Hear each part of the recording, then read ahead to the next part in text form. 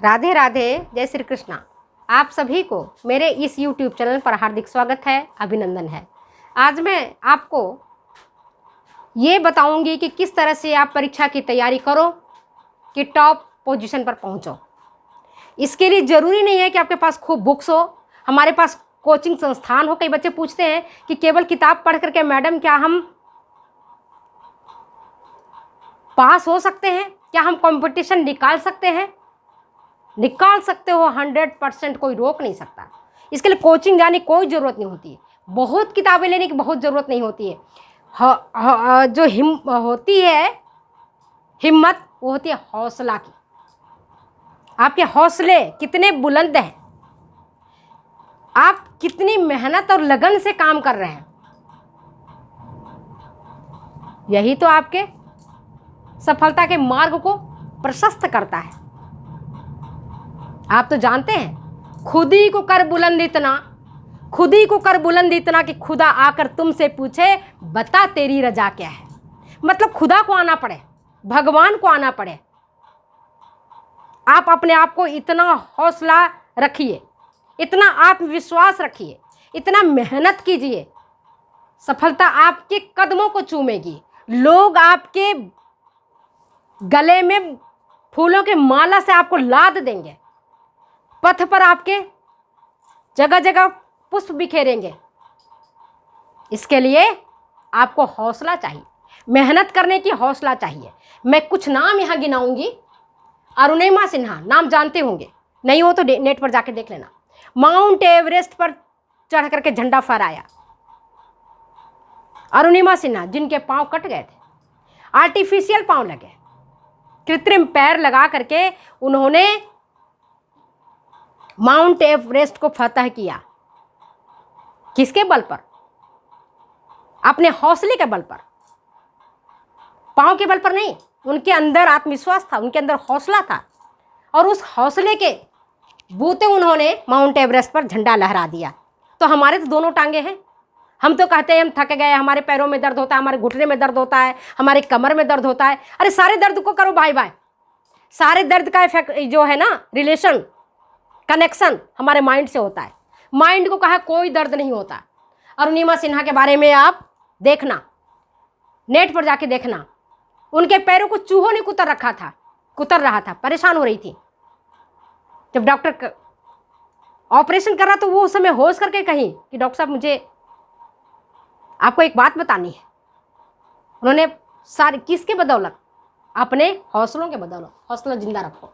सूरदास जी, आप सब जानते हो, आंख से अंधे थे, इसके बावजूद उन्हें कृष्ण का दर्शन मिला।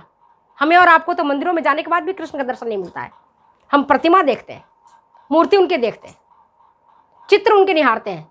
और सूरदास को तो भगवान कृष्ण बाल स्वरूप में, कृष्ण का जो उन्होंने चित्रण किया है, भगवान ने उन्हें दर्शन दिया है, वो अपने नेत्रों से देखे हैं। और जब सूरदास से उन्होंने कहा भगवान ने कि भाई सूरदास, मैं तुम्हें नयन देना चाहता हूं, आंख ले लो, दुनिया देखो। सूरदास ने मना कर दिया। सूरदास ने क्या कहा? प्रभु, जिन आंखों से मैंने आपको देखा, उस आंखों से अब संसार देखने की कोई इच्छा नहीं है। अब इस संसार को देखने की कोई इच्छा नहीं। जब मैंने आपको देख लिया, आपकी लीला को देख ली, अब मुझे संसार की खूबसूरती से कोई मतलब नहीं है। तो क्या है, सूरदास अंधे थे, विकलांग थे, आंख नहीं था।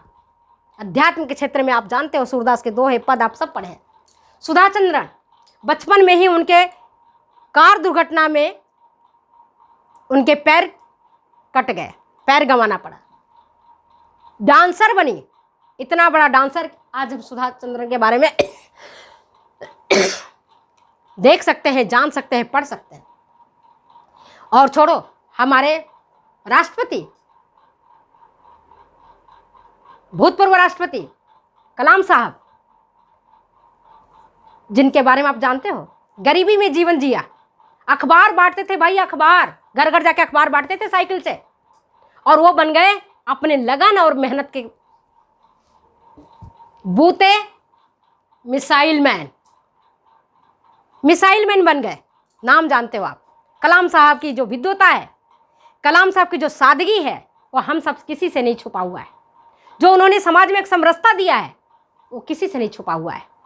कलाम साहब किसके बदौलत? हौसले के बदौलत। इसके बाद आते हैं इंदिरा नूई का। फर्स्ट लेडी है, CEO भारत की इंदिरा नूई। किसके बदौलत? अपने हौसले के बदौलत। किरण बेदी नाम जानती हैं आप, सबसे मिली हुई है, पहली IPS, फर्स्ट IPS हंटर वाली। बता दिया कि हम में ताकत है, चाहे पुरुष हो, चाहे वो महिला हो, चाहे उसके पैर हो ना हो, आंखें हो ना हो, शब्द हम बोल सकते हैं, नहीं बोल सकते हैं, सुन सकते हैं, नहीं सुन सकते हैं, ये सब कोई चीज़ मायने नहीं रखता है, कोई मायने नहीं रखता है। मायने एक रखता है हौसला। आपका हौसला कितना बुलंद है, आप में कितनी जिजीविषा है, आप में काम करने की कितनी चाहत है, आप में काम करने की कितनी लगन है, यही आपको सक्सेस का राह दिखाएगा। केवल हम डे ड्रीम देखेंगे, दिवास्वप्न देखेंगे, कल्पनाएं करेंगे, हम अपने मंजिल तक नहीं पहुंच पाएंगे। हम बैठे बैठे कल्पना कर सकते हैं और हम मंजिल तक नहीं पहुंच सकते हैं। मंजिल तक अगर हमें पहुंचना है तो हमें मेहनत करनी पड़ेगी। आप देखते हो पहला हवाई जहाज उड़ाने वाला राइट ब्रदर्स, उन भाइयों के मन में था कि हम भी जैसे पक्षी उड़ते हैं, हम भी वो आसमान में उड़े। आसमान में देखो, आज हवाई जहाज में हम भी उड़ के जा रहे हैं, आप भी उड़ के जा रहे हो, उड़ते हुए देखते हैं हवाई जहाज। लोगों ने कल्पना ही तो किया कि जिस तरह से पक्षी पंख से अपना आसमान में उड़ सकता है, हम भी उड़ सकते हैं। कैसे उड़ेंगे? उन्होंने उस पर काम किया और आज वो काम सफल हो गया। आप टाटा को देखिए, कितनी तरह की चीजें तैयार की भारत के लिए। तो सब ऐसा नहीं है कि सबके पास संसाधन बहुत थे, बहुत सब अमीर थे, सबके पास बहुत बुद्धि था, ऐसा कुछ नहीं। आपके हौसले से बुद्धि खुल जाएगी, दिल के दरवाजे खुलेंगे, बुद्धि के दरवाजे खुलेंगे, बशर्ते आप मेहनत करो मन से और लगन से। घबराना नहीं है, डरना नहीं है, भागना नहीं है, आत्महत्या करना नहीं है, जीवन से हारना नहीं है, पीछे कदम हटाना नहीं है। कदम हमने आगे बढ़ाया तो आगे बढ़ाते चले जाएंगे। और आप देखोगे कि अगर आपने ठान लिया है, एक बार अगर आपने ठान लिया है, तो आप देखोगे परमात्मा भी आपके पास आ जाएंगे मदद करने के लिए। आप पढ़ते होंगे कहानी में कि एक तपस्वी था, जब उसने बहुत तपस्या किया, जैसे हिरण्यकशिपु के बारे में अपन सुनते हैं कि उसने बहुत तपस्या किया, तो स्वयं ब्रह्मा उनको आशीर्वाद देने के लिए खड़े हो गए, उनके समक्ष, उनके पास खड़े हो गए, बोले कि मांग बेटा क्या मांगता है, मांग पुत्र क्या मांगता है। तो प्रभु को भी आना पड़ता है, परमात्मा को भी आना पड़ता है हमारे मेहनत के आगे, बशर्ते मेहनत करने नहीं छोड़ना है, आशा नहीं छोड़नी है, निराशा को त्यागना है। आप देखोगी सफलता आपका चरण चूमेगी। अगर चरण नहीं चूमती है तो मुझे बताना कि मैडम हमने इतनी मेहनत किया फिर भी हमारा भाग्य के दरवाजे नहीं खुले। हो सकता है एक तरफ भाग्य के दरवाजे बंद हैं तो दूसरे कई सारे गेट भी तो खुले हुए हैं। उन रास्तों को अपनाओ, उन रास्तों को देखो। एक ही रास्ते पर क्यों हम खड़े हैं? दूसरे रास्ते को चुनेंगे, मंजिल तक हम पहुंच जाएंगे। तो आज मैंने कई नामों के माध्यम से, कई व्यक्ति के कृतित्व और व्यक्तित्व के माध्यम से आपको ये बताने का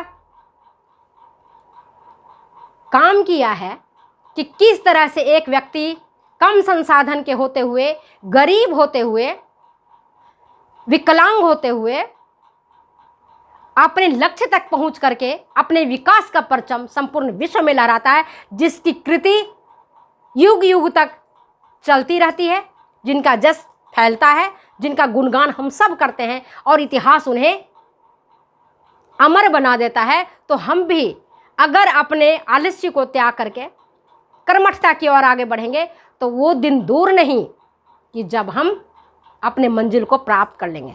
तो आज की वीडियो में यही समाप्त करती हूँ और यही कहती हूँ कि हम परों से नहीं, हम हौसले से उड़ा करते हैं। हमें पर नहीं चाहिए, पंख काट लो कोई बात नहीं। जटायु तो भैया रावण से भी लड़ने के लिए तैयार हो गया। रावण कितना था आपको पता है? दशानन, सब उसके डर से देवी देवता कांपते थे। और जटायु एक पक्षी, वह भी भिड़ गया रावण से कि मैं भिड़ूंगा और बताऊंगा और भिड़ने के बाद भले जटायु ने अपना प्राण त्याग दिया, उसके पंख कट गए, उसके बावजूद भी सीता का पता बताने के लिए, मार्ग दिखाने के लिए तब तक वो तड़पता रहा जब तक कि स्वयं राम नहीं आ गए और ये नहीं बताया कि सीता को का हरण करके रावण ले गया है लंका की तरफ। तो छोटा सा पक्षी दशानन जैसे बलशाली से युद्ध कर सकता है, तो हम क्यों नहीं कर सकते? आप क्यों नहीं कर सकते? हमारा युद्ध तो पढ़ाई के साथ ही है। अब पढ़ाई करना मुझे तो भारी नहीं लगता। मैं अपनी बात बताऊं, मुझे पढ़ना बिल्कुल ऐसा नहीं लगता है कि बहुत भारी है। मुझे तो अच्छा लगता है कि भाई कमरे में बैठे हुए हैं, कुर्सी टेबल लगी हुई है, सामने पंखा चल रहा है, खिड़कियाँ हैं, कोई कुछ कह नहीं रहा है, पढ़ना है। और जब पढ़ते हैं तो हमारा दिमाग का दरवाज़ा खुलता है, बुद्धि खुलती है और हम अच्छा करते हैं। तो आज की वीडियो में यहीं समाप्त करती हूँ, फिर मिलती हूँ अगले वीडियो में अगले एपिसोड के साथ। तब तक दो जाने की इजाज़त, बाय बाय।